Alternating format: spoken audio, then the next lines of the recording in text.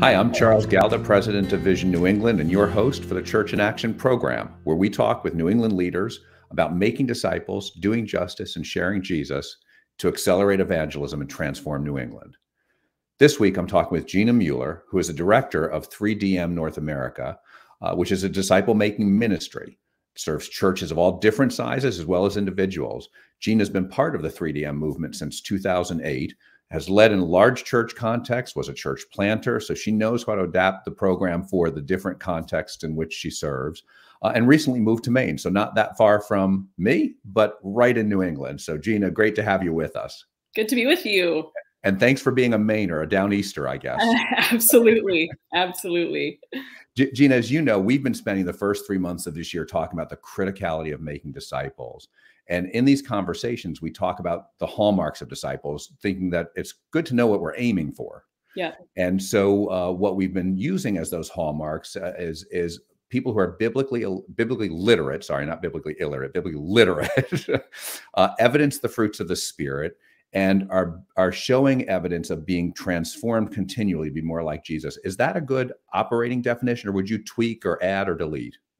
I feel like those are strong components for sure, because we don't just want converts, right? We want actual disciples who are truly following Jesus, who converts just believe in Jesus, right? Mm-hmm. Converts believe that God is real, whereas disciples are learning how to be radically obedient to the ways of Jesus. Mm-hmm. I think the challenge for us, or the hard part for us, is that in general, the church has focused on knowledge-based discipleship, and less so on obedience-based discipleship. And so what we have today is we've got lots of people inside of our churches who have done lots of things like Bible studies.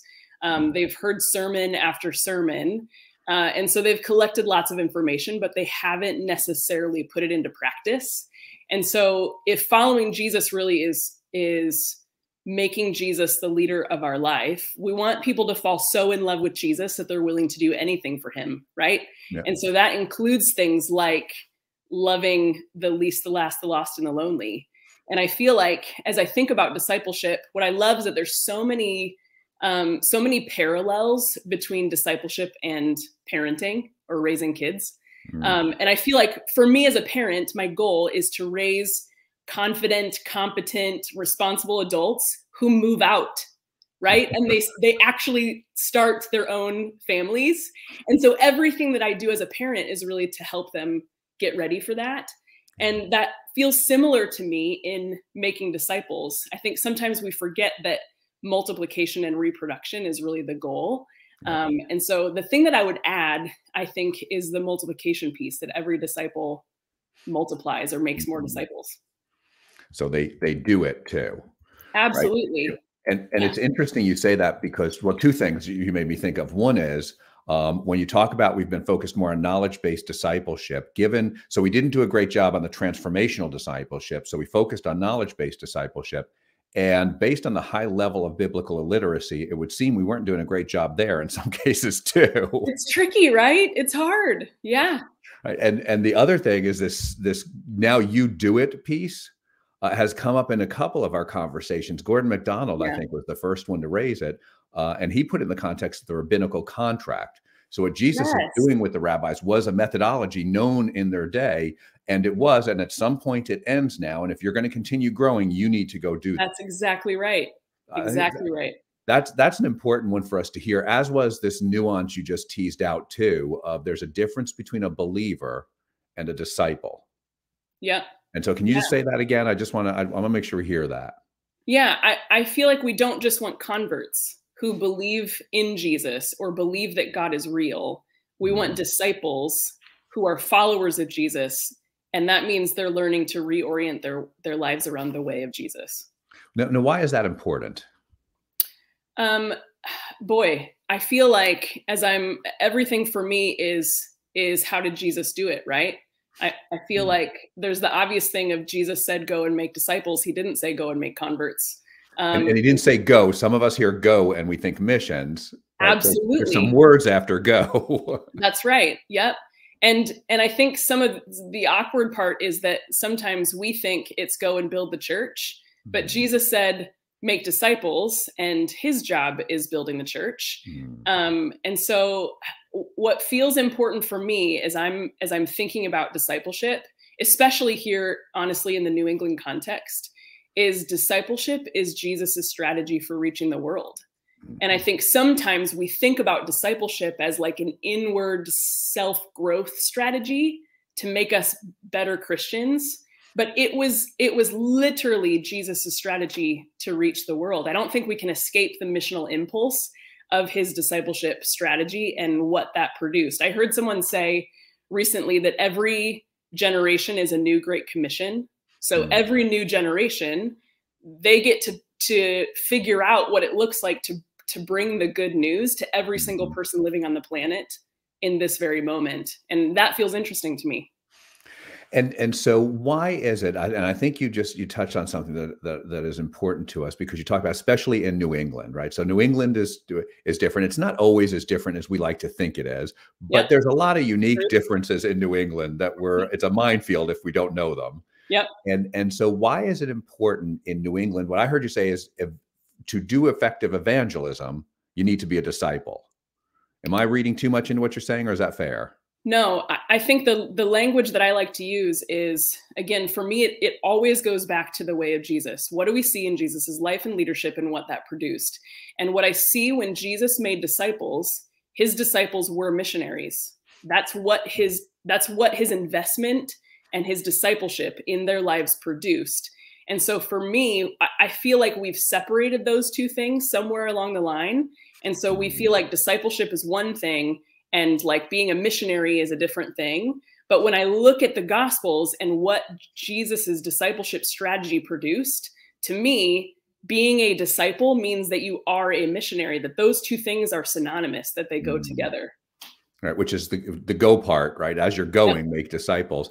And it does remove some of our excuses around evangelism, because if you think about our evangelism, if Barna's right, 85% of evangelicals will not share their faith with anybody this year.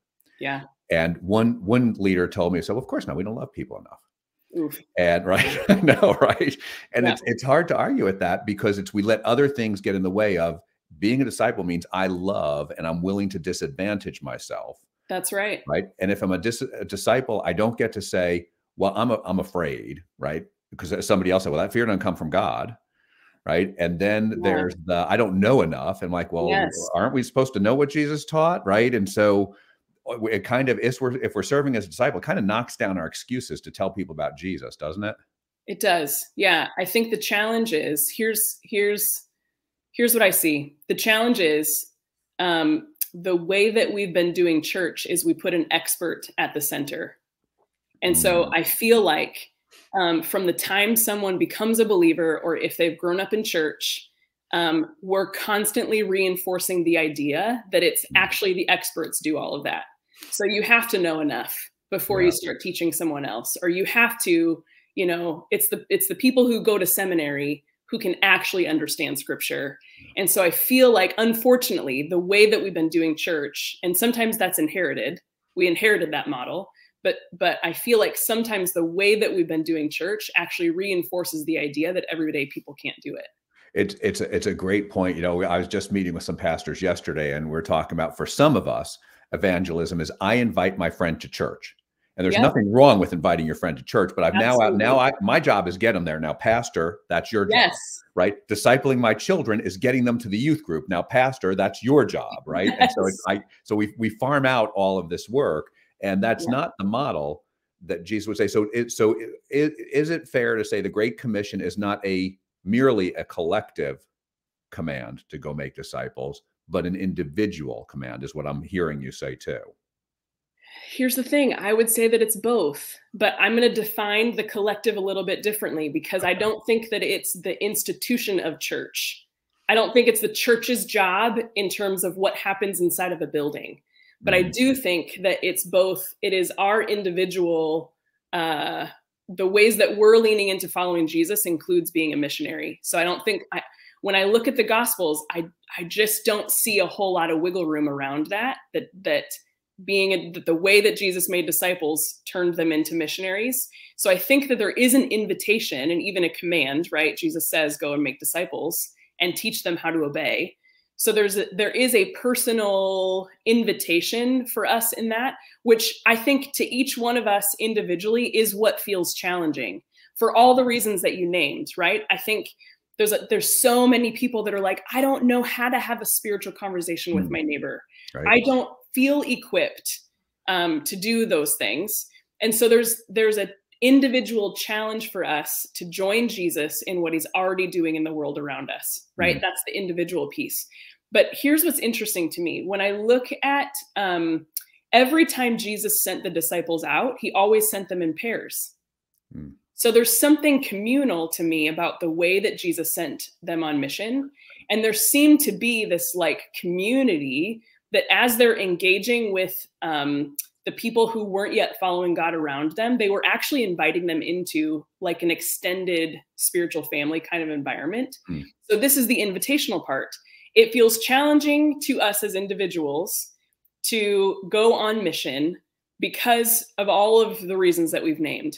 However, when we see mission as a team sport, meaning we go together, like we've got people that that have the same vision and they're on mission with us.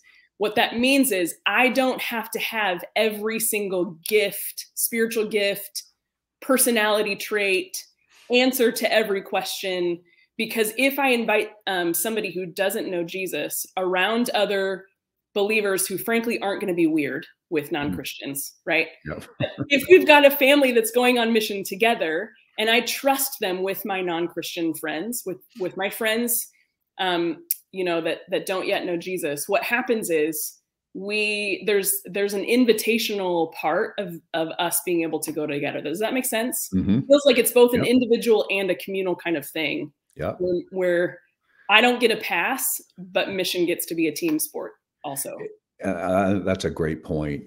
And so how much do you see the notion of, well, look, I'm biblically literate, and now I want to tell you about Jesus, but I'm missing things like the evidence of the fruit of the Spirit, or the things I'm posting on social media, which shock, right? Would shock Jesus for sure. So that the life doesn't match up with, how much does that get in the way? That's a great question. Because here's the challenge. None of us are perfect. All of us are going to be on a journey with Jesus till the day that we die. But character matters. And so part of our discipleship journey is the character piece of us honestly submitting to the lordship of Jesus in all of those areas, where his priorities become our priorities, where you know, being a disciple means that over time we learn to sound like Jesus, think like Jesus, talk like Jesus, become who Jesus would be if he were us.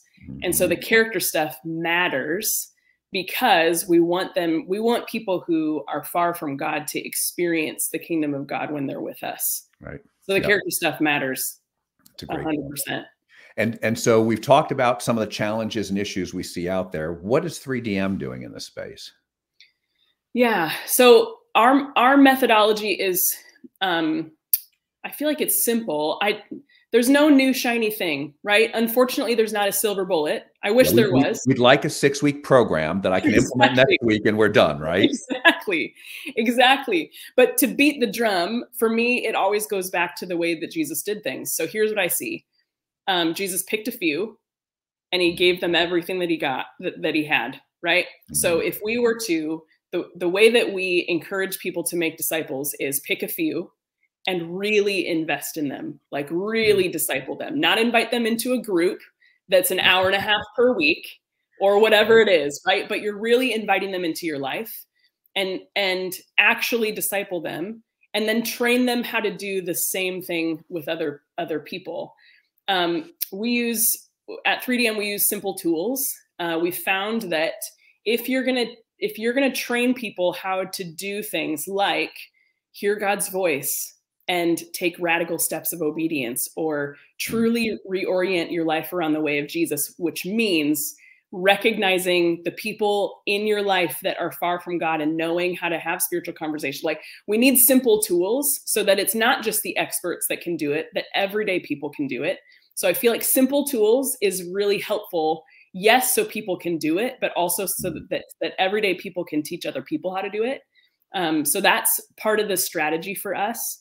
And so for us, it's both coming alongside of the everyday person so that they can get traction in becoming more like Jesus and learning how to do the things that Jesus did, but also coming alongside churches and ministries and denominations to actually help them either shift culture if they're an existing kind of church, or if they're planting a new ministry or church, help them create culture.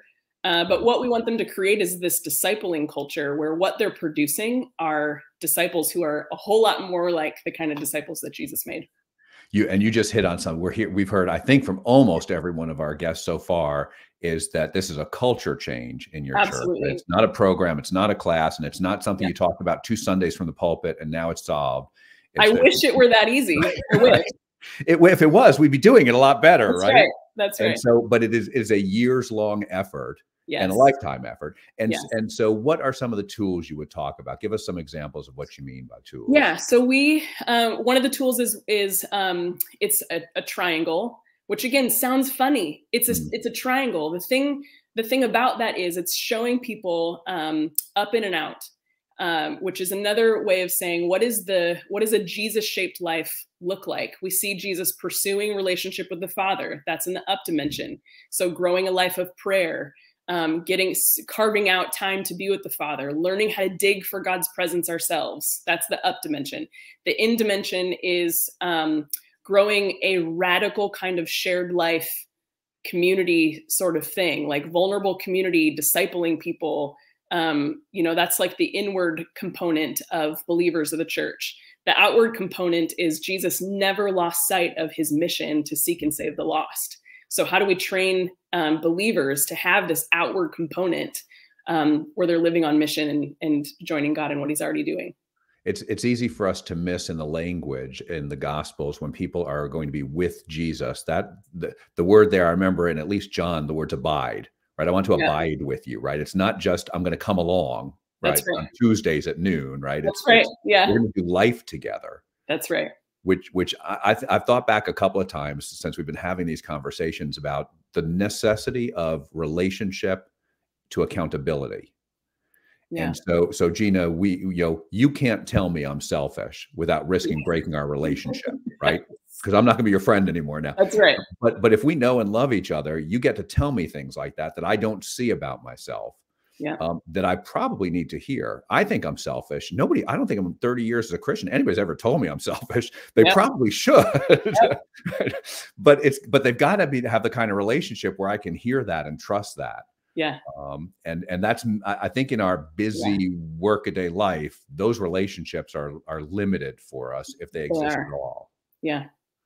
And so what do you say to me though? I'm like, okay, well, Gina, I love this idea of being with people and really investing in them. But I'm busy. I got a job. I keep the nursery at church. And I'm an introvert on top of it. And so love that excuse. Right. Yeah. So what do you say to me? We use the analogy of the rocks in the jar. I'm sure that you've seen kind of that in-person analogy where you've got the big rocks and you've got the small rocks. And if you put all the small rocks into the jar first, then the big rocks don't fit, right? But if you put the big rocks in the jar first, then all the small rocks will filter down around it.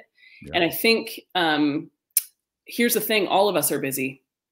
The question is, do our priorities line up with the priorities of Jesus? And the alignment part is the discipleship journey. Aligning our lives with the priorities of Jesus is sometimes painful. It requires hard decisions. We're redeciding how we spend our time, who we spend our time with. It's kind of like going to the orthodontist and getting braces. It's the alignment part when we're being realigned. It hurts sometimes, and that's the discipleship journey, is realigning our lives and our priorities around the way of Jesus. So the question is, what are the big rocks in the jar, and what's the filter that we're using for making some of those decisions? Right. And a lot of that is there's a lot of demands placed on me that I'm responding to, as opposed to figuring out the big rocks first. right? Absolutely. And Yeah. saying, well, now if I have those figured out, I can say no to some of those demands Yeah. and accept there's a trade-off, right, and Right. implications to that, but recognize there's also a trade-off and implications if you don't, Yeah. right? And is it so the triangle, going back to the triangle for a second, that Sure. sounds like, hey, this is a way to think about things and a way to Yeah. start to crystallize some concepts in our lives. And is that most of the tools that you're going to have? Is it stuff to force us to think about things differently, or are there tools about, like, how do I figure out who I should be doing this with, and what does it look like when we get together versus just we had a nice lunch? Are there some tools around that too? All of it, Okay. Charles, all of it. I feel like, so there's the super simple tools that we're Mhm. training everyday people with. Things like the learning circle helps train people how to hear God's voice and Mhm. actually respond to it, to do the things, take risky steps of obedience to the things that they're hearing God say. We have the leadership square that actually teaches us how to multiply ourselves to make more Mhm. leaders. Rather than just make more converts or whatever. We've got the semicircle that teaches people rest and work, how to lean both into covenantal relationships but also kingdom purpose. Mhm. And so all of that, as we take churches through a process of culture shift, we engage churches in all sorts of things to help them assess the kind of culture that, like, what's their starting place, what's their what is, and help them get really clear on that so that they can create a strategy towards shifting towards, what could be, what will be. It's interesting, and so far, it just dawned on me in all of our conversation on this so far that you and I have had, I have not heard you once say what I do on Sunday morning, right? I'm hearing you talk about what I do in my neighborhood, Everyday my stuff. friends, my work, right? It's Yeah. it's not about Sunday morning. It's not, but here's the thing. Some people would hear that and say, well, you don't care about the church. Like, you're throwing Mhm. out the model of the church and making the assumption that the gathered people of God is no longer valid or valuable. And I Mhm. would say that's not true. What we see in the New Testament is this rhythm of temple and home. So Mhm. both of them are super important to the strategy. I think we've overemphasized temple. And so we've got to bring a course correction and teach people how to do this in their homes and in their neighborhoods and in their workplaces. And so it doesn't mean that what happens in the temple no longer matters, but it means that the priorities probably change. And so if we're relying on experts, I think we've inherited a model that says everything happens inside the church building, where the expert, the pastor, the professional Christian, is going to feed all the people. And so the role of the pastor is, to take care of everybody, to feed all the people. And what that's And produced, completely unrealistic. yes, absolutely. Yeah. But what that's produced is spiritual consumers who will continue to consume all of the wonderful goods and services that we provide for them.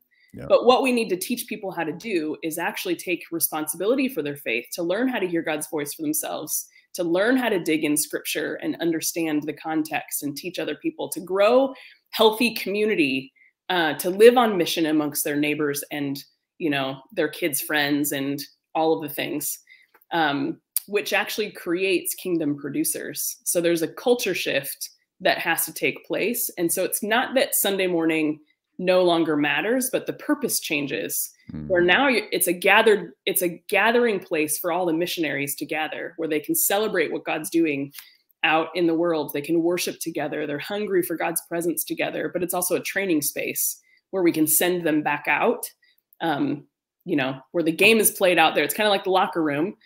The game is actually played out there. I know you work with all different age groups, Yeah. but can you speak briefly, and then I want to come back with one thing as we start to wrap up, but can you Sure. speak briefly about seniors? Because I hear from so many seniors, well, there's nothing useful I can contribute at this point. And so how do you respond to that? Um, uh, Here's the thing. I don't think there's any such thing as retiring in the kingdom. Hmm. I think that there is a consistent invitation for us to join God in what He's already doing around us until the day that we die. There is so much rich wisdom and life experience that seniors have to offer other people, where they can be powerful disciplers. But the other thing that they can do is invest in the next move of God. Yeah. What we don't want to do is make an assumption that the next generation's move of the Spirit or move of God is going to look exactly the same as the way God moved in our generation. Great. So what we have to get really good at is helping every generation invest in the next generation and the next move of God. Yeah. Yeah. It's it seems to me that we've got so much loneliness, and we've got these young people who desperately want mentors. We've got all this wisdom in our seniors, Right. and somehow that we can't connect them. Right. Yeah. There's something broken there. And so if you could, I'd love to hear two more things. We got about 2 minutes left, Gina. How do you know this is working? And then how do folks learn more? Okay. How we know it's working. I feel like some of the things that I'd be looking for is when it's not just built around the experts, when we are actually training and releasing everyday people to do the work of the kingdom, where you're starting to see followers of Jesus actually living like Jesus, where they're actually taking bold and risky steps that you never would have predicted, because it's not about filling them into a volunteer role, right? And training them for a volunteer role, but actually helping them step into the fullness of their identity and purpose. But I think the other thing is we start to see progress looks like people who are far from God are meeting Jesus in tangible ways through these everyday people. And they're choosing to follow Jesus, becoming disciples, and we're training them how to reach their family and friends with the good news of Jesus that actually transformed their life too. Amen. Amen. And so if I'm listening, this sounds great to me, either for my church or for me individual, or how do I find out more, plug in? What do I do? Absolutely. You can head over to 3dmovements.com. And check out 3DM, all the things that we're doing here in New England, across the Northeast, and really across North America. So 3D Movements, the number 3, letter D, movements.com. Correct. And if you can't find that, go to visionnewengland.org. Our resource page has a connection that you can get them, or email me. We'll get you hooked up, because this is an important thing. Gina, thanks so much for your ministry and for taking time to be with us today to tell us about it and how we can be making disciples. Appreciate it. Absolutely. Glad to be here. Thanks. I'd also like to thank our producer, Jessica Mangano, and I'd like to thank our listeners. We hope this discussion helps make us better be the people of God who do the work of God, which transforms lives in the world. You can find more resources and past episodes at visionnewengland.org, and you can help us accelerate evangelism in New England by clicking on Donate. Our program is brought to you by our friends at the Luis Palau Association, who are dedicated to proclaiming the good news, uniting the church, and impacting cities worldwide.